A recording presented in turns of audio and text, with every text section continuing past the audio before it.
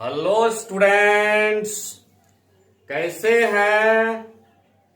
चलिए आज हम चलते हैं क्लास 10th का जो पहला चैप्टर है रियल नंबर्स यानी वास्तविक संख्याएं पर कुछ बेसिक टॉपिक्स हम देंगे, उसको समझने का प्रयास कीजिएगा और उम्मीद करते हैं आपको बहुत बढ़िया से समझ में आएगा। चलिए स्टार्ट करते हैं। रियल नंबर्स यानी वास्तविक संख्याएं। चलिए सबसे पहले हम जानेंगे संख्याएं यानी नंबर्स।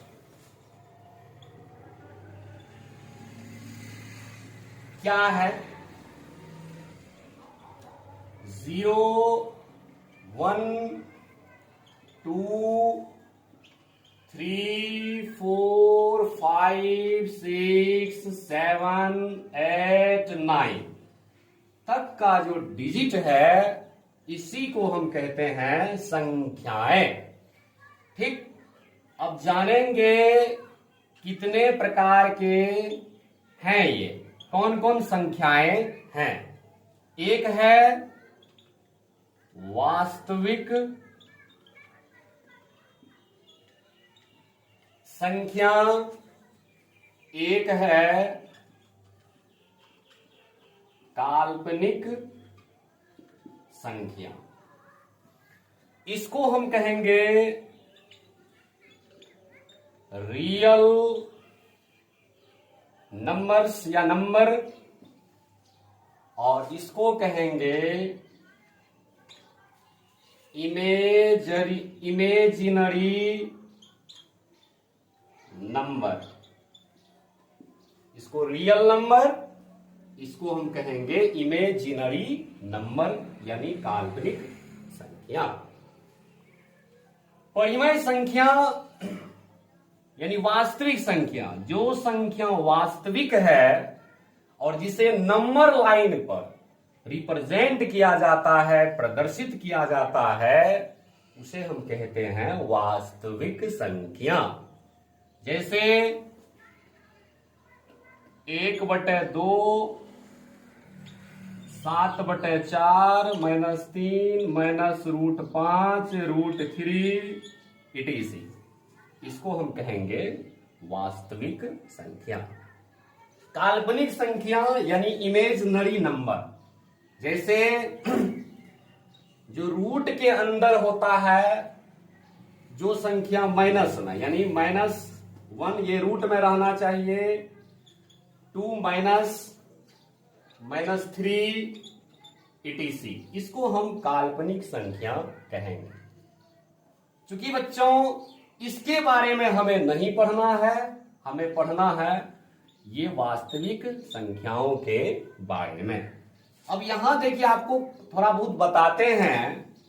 √-1 जो है, जब आप आगे की क्लास में जाएंगे क्लास 11th में, तो -√1 का जो वैल्यू होता है वो एक लैटिन सिंबल है आयोटा। आयोटा, इसका वैल्यू आयोटा होता है, जो आई की तरह ही दिखता है, जो आप आगे की क्लास यानी 11th में हमारे आदरणीय गुरुजी गोल्डन सर से पढ़ेंगे। ठीक है, किंतु अभी जो है अब वास्तविक संख्या के बारे में समझिए। ठीक, अब देखिए वास्तविक संख्या जो है, वास्तविक संख्या के दो प्रकार है। एक है परिमेय संख्या और एक है अपरिमेय संख्या। ठीक, यानी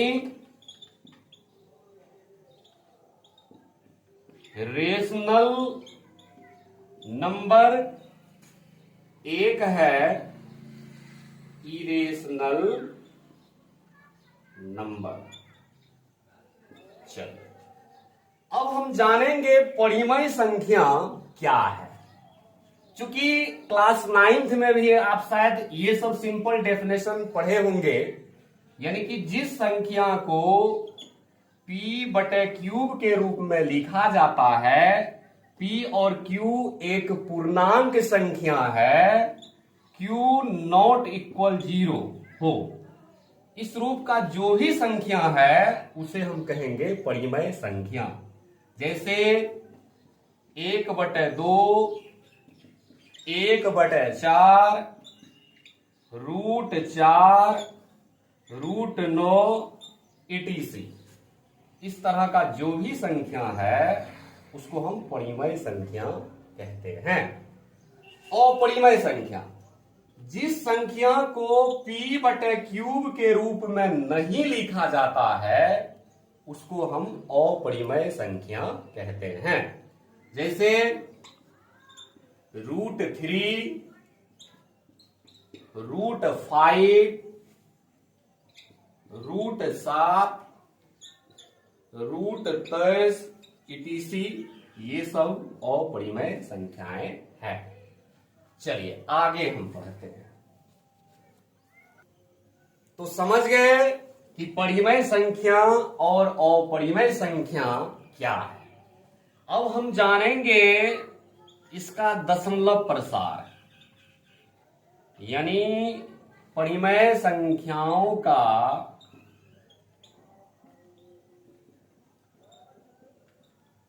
दशमलव प्रसार। दो है, एक है शांत और दूसरा है अशांत आवर्ती। ठीक। और अपरिमेय संख्या का जो दशमलव प्रसार होता है वह होता है अशांत अनावर्ती। ठीक। अब देखिए दोनों का हम एग्जाम्पल और इसका भी एग्जाम्पल देके समझाते हैं तो समझ में आएगा। इसका देखिए 1 नंबर में शांत का, जैसे 1/8, और दूसरा है अशांत आवर्ती का 2/3। कैसे पता चलेगा? डिवाइड हम करते हैं, यानी 1 में 8 से भाग देते हैं। पॉइंट देखिए 0, 1, 2, फिर 0, 2 16, 4, 8 पंचे 40। अब देखिए ये पूर्णतः कट गया, मतलब इसका जो दशमलव ये आया पॉइंट के बाद वो क्या आया? 0.125, यानी ये शांत का एग्जाम्पल है। ठीक। अब हम जानेंगे अशांत आवर्ती। इसमें भी बस उसी तरह से आप डिवाइड कीजिए, पॉइंट देके बड़ा कीजिए। 3 छाके 18, फिर 2, 3 छाके 18, फिर 2, मतलब 6 6 6 6 रिपीट होते रहेगा। 6 का जो है रिपीटेशन यानी पुनरावृत्ति होते रहेगा, यानी ये हो जाएगा 0.6 पर रेकरिंग, यानी ये हो गया अशांत आवर्ती का एग्जाम्पल। अब हम जानेंगे अशांत अनावर्ती। इस पे आवर्ती ना लगे, जैसे हम आपको बताए थे अपरिमेय का एग्जाम्पल।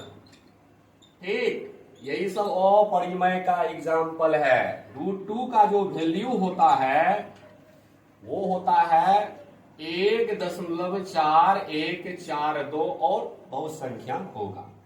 ये वैल्यू कैसे आया? शायद आप पढ़े होंगे यथार्थ वर्गमूल, यानी ऐसे करके 1 2 3 4 5 6 इस तरह से यदि आप निकालते हैं पेड़ लगा करके तो आपका ये वैल्यू आराम से आ जाएगा। ठीक। अब देखिए अशांत अनावर्ती कैसे है। 1.414 है, देखिए 41 है यहाँ, फिर 41 नहीं आकर के क्या आ गया? 2। इसी तरह से और संख्या आते रहेगा, इसका रिपीटेशन नहीं होगा, ये बार बार नहीं आएगा, इसलिए ये हो गया अशांत अनावर्ती। ठीक है, समझ में आया होगा और आगे बढ़ते हैं।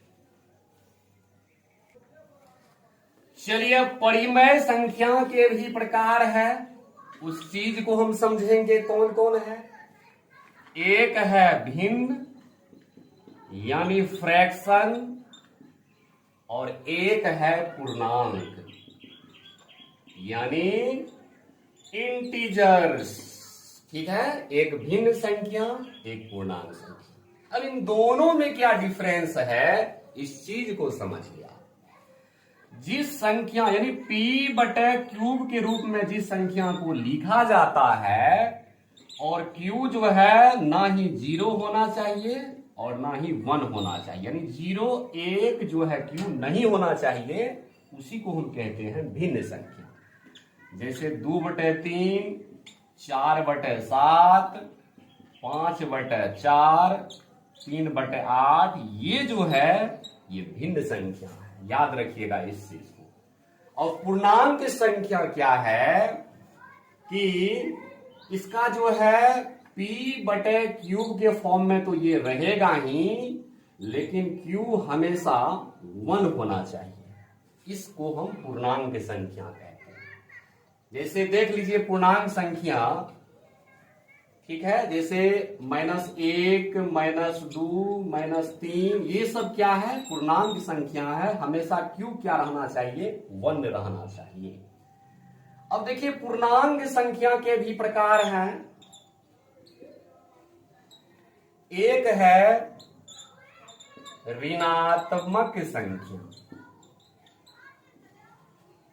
एक है शून्य पूर्णांक यानी ऋणात्मक पूर्णांक, शून्य पूर्णांक, एक है धनात्मक पूर्णांक। इसको हम कहेंगे नेगेटिव इंटीजर्स, इसको कहेंगे जीरो इंटीजर्स, और इसको कहा जाएगा पॉजिटिव इंटीजर्स यानी धनात्मक पूर्णांक। इसका एग्जांपल देख लीजिए, -3, -2, -1, जीरो पूर्णांक का 0, और धनात्मक पूर्णांक का जो है वो है 1, 2, 3, 4, 5, 6, 7, 8 और अनंत तक लिए जाए। ठीक है, अब धनात्मक पूर्णांक का एक और नाम है जिसका नाम है प्राकृतिक संख्या। इसका एक और नाम है प्राकृतिक संख्या, यानी नेचुरल नंबर्स, यानी इसको गिनती की संख्याओं को हम क्या कहते हैं, प्राकृत संख्या कहते हैं। अब इसी से देखिए कि गिनती की संख्या में शून्य पूर्णांक को यदि हम जोड़ लेते हैं, ठीक है, तो ये हो जाता है होल नंबर, होल नंबर्स यानी पूर्ण संख्या। तो उम्मीद करते हैं बहुत ही अच्छा लगा होगा, बहुत ही अच्छा लगा होगा। उम्मीद करते हैं प्यारे बच्चे कृपया इस चैनल को सब्सक्राइब करें और ज्यादा से ज्यादा इस चैनल को सपोर्ट करें। धन्यवाद।